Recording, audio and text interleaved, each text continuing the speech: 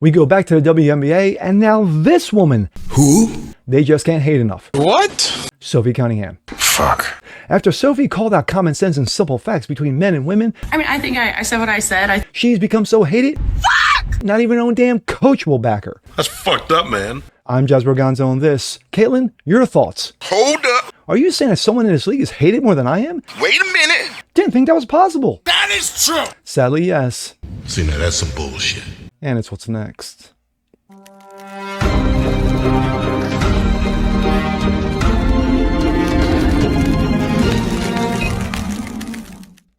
What's up, ladies and gentlemen? Jasper Gonzo, what's next? Your daily dose. Hope you guys are feeling good today on this Monday. And of course, as always, new day, new week, and new bullshit. And yes, the bullshit is piling up so much, you gotta wear hip boots. What am I talking about? The WNBA. Yes, I've done more videos about WNBA in the last week than I probably have done in the last year. Here's something to think about. Did you ever think that there would be a day that this league would hate someone more than Caitlin Clark? Caitlin Clark, the league's best player, has been hated on since day one when she got drafted into the league 3 years ago. But someone said, yeah, let me take that beer off you, Caitlin. Hold my beer, yes. Who am I talking about? Sophie Cunningham. Sophie Cunningham, the Robin to Caitlin Clark's Batman, has been on a tear of late. Not only is she a great player, she's great on the optic nerve, but also she calls out simple facts between men and women, said dudes who like to feel pretty shouldn't be playing in women's sports, respect women's private spaces, and she has become the most hated woman in the league. So hated, in fact, that not even her own damn coach will back her. We go to this, coming out of Outkick. WNBA followers enraged over 3 head coaches' comments over protecting women's sports in the last 2 days. Indiana Fever's Stephanie White, Portland's Alex Sarama, and Minnesota's Cheryl Reeve drew criticism in the last 2 days over what? And of course, that is the coach of the wonderful, wonderful Indiana Fever. But we'll hear from her in a little bit. A little background.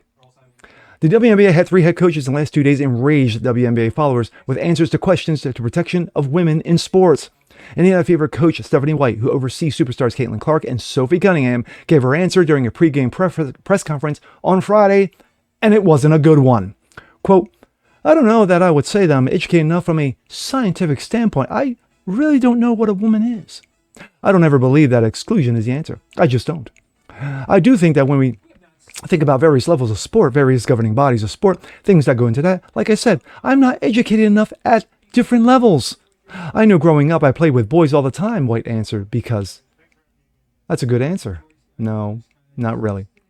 It triggered a social media meltdown among WNBA followers who were dissatisfied with her platitude. Actor Rob Schneider and New York Giants Super Bowl champion Jake Ballard were among those who criticized White for her worthless answer. Jake Ballard. You don't need to be a biologist to acknowledge that decades of sports science have consistently shown on averages male have advantages in size, strength, speed, power, explosiveness after puberty. Young girls deserve leaders willing to defend fair competition. Scott Jennings. Grown adults professing not to be educated on athletic differences between men and women. Another banner moment for the WNBA this week. Bryden Fehoko? Can someone tell me what the W in the WNBA stands for? Yes, I'm still waiting for that answer.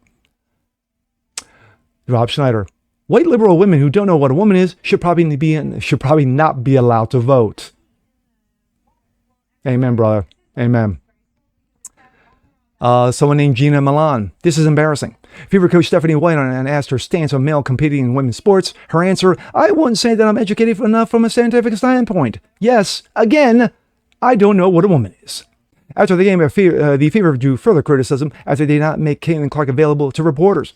Then abruptly ended the conference when Outkick reporter attempted to ask Aaliyah Boston, yes, starting player for the Fever, about Cunningham's recent stance in support of protecting women in sports. Jamel Hill. Caitlin Clark should not have to answer something for her teammate. That said, she's asked a question.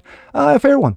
And opts to say no comment, or I don't have enough information, or a non-answer. That's fine too, or if she just says what he feels, or what she feels. Tim Young, the WNBA wants to fail. Absolutely. WNBA players quickly flee from the podium right after Outkick reporters about to ask their thoughts on dudes that like to feel pretty, playing in women's sports. Boy, it's time. Get a man in the NBA, make a wish league, and dunk on these nut job libs. Damn. Portland Fire head coach Alex Sarma. came under scrutiny when he gave his answer on whether biological males should be allowed to compete in women's sports before his team took on the Fever on Friday. Sermon was asked an hour before White was asked, quote, "My focus is on basketball. To be completely honest, I don't think I've ever had to ask about that. I'm completely supportive of people from all communities. Yes, because we're all inclusive, diversity and equity. People from all walks of life. So that's my stance. Completely, I'm supportive of everyone in Portland community," Sarema said, basically answering with a non-answer. His answer also triggered a tsunami of criticism, but White's answer ultimately overshadowed his and drew attention away from his as the night went on. Adam Carolla, "Scared weak men is what we got here." Wesley Yang, "The entire leadership class of the Western world has been complicit by propagating a preposterous lie that none of themselves actually believe." Then on Saturday, Minnesota Lynx head coach Cheryl Reeve, who will lead her team against Indiana on Sunday, of course this past Sunday, was asked her thoughts on recent rallies that followed the Fever to celebrate Cunningham's stance on supporting women in women's sports.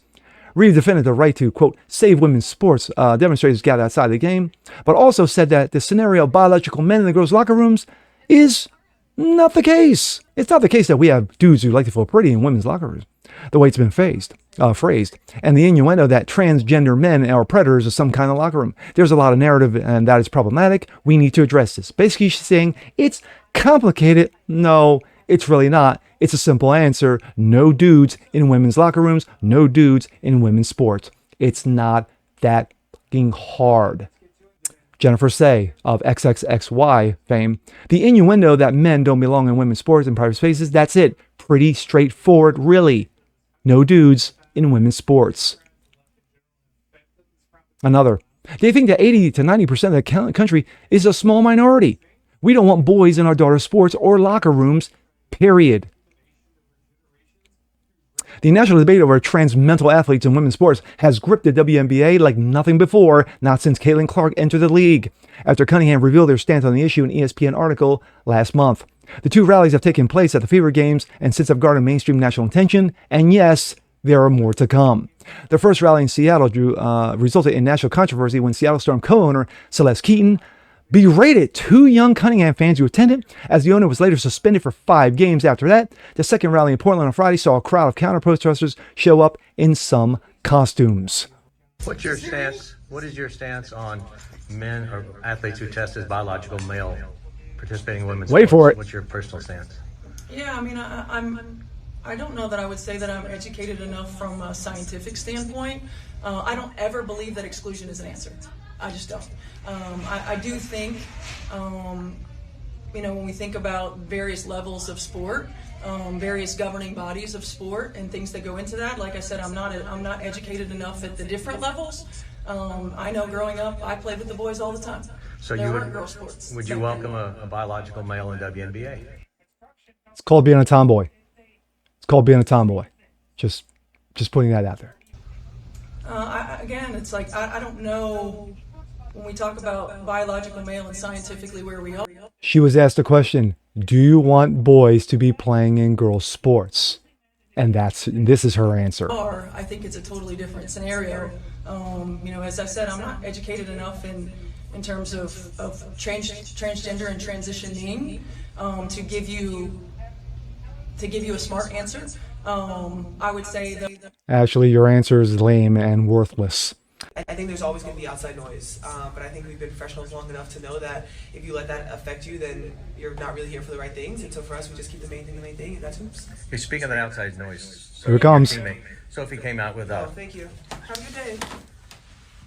Wow! Thanks, guys. Thank you. The lightning effect. Holy crap. Even Flash would say, damn, that's fast. And of course, this may be the lamest one yet, but then again, Fever coach kind of surpassed it, but this coming from a dude makes it even worse. What's your stance on athletes who are biologically male participating in women's sports? Yeah, I mean, my focus as a basketball coach, I'll be completely honest, I don't think I've ever had to think about that. I'm completely supportive of people from all communities, all walks of life. So that's my stance completely. I'm supportive of everyone in the Portland, the community. Would you be okay with biological males participating in the WNBA? I think I've given my answer already on that question. I don't feel like I need to go deeper there. The last time that Wow, that's just shitty. Unbelievable. I shouldn't be surprised about the other two coaches, or I should be surprised. I forgot to play the one where basically she puts out a wonderful pro-trans mental stance, but really, who cares? At the end of the day, when you don't have coaches with balls, and that goes for the women, who don't have the common sense to say, no, men should not be playing in women's sports. Period. End of story. Done. Next question. That is your answer. You don't say a no comment, because a no comment means if I really truly wanted to say what I really want to say, yeah, that would be not good for me, and I would probably get fined or get thrown out of the league. That's what we have. This is what we have. When you have a team like the Indiana Fever, who has its best player, Caitlin Clark, and in my opinion, its second best player in Sophie Cunningham. When you have a coach who doesn't have the balls enough to come out and just say, hey, you know what? Sophie said what she said. She said what she said. People have differing opinions, but I support her. I support her stance because as her coach, I support her. That's what you do as a coach. You have your players back. You have your players back. No matter if what they said is against what you think, you support your players. That's what you do as a fucking head coach. But no. Well, I don't think I'm scientifically qualified to answer that question. Kind of reminds me of a certain, Supreme Court justice who was asked during her Senate confirmation, do you know what a woman is? And then she goes, well, I'm not about. That is the stupidity that we have.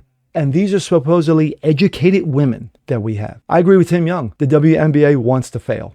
They don't want to make money. When you see Caitlin Clark constantly getting beat up and thrown around both mentally and physically, they're not a serious league. They never have been. 30 years being supported by the men's league, they've never been serious. So now when you have its most, you would think Caitlin Clark, no, it's now become its most high-profile player in Sophie Cunningham coming out and say, you know what? I support little girls, I protect little girls, and I will do whatever I have to. And I said what I said, and I will not back away from it. So instead of supporting her, no matter if you disagree, no, we're not going to do that. No, we're going to let her die on the vine. But this will not die on the vine, because there's going to be continued rallies, and Sophie Cunningham's going to continue to speak out, and more power to her. And with that being said, I'm Jazz Borgonzo. This is What's Next. Want to see more like this? Please leave a comment below. Like it, share, subscribe to it. Hit that notification bell so you guys never miss a thing. Continue spreading the word about the show. Appreciate you guys watching as always. And we'll see you next time. Peace.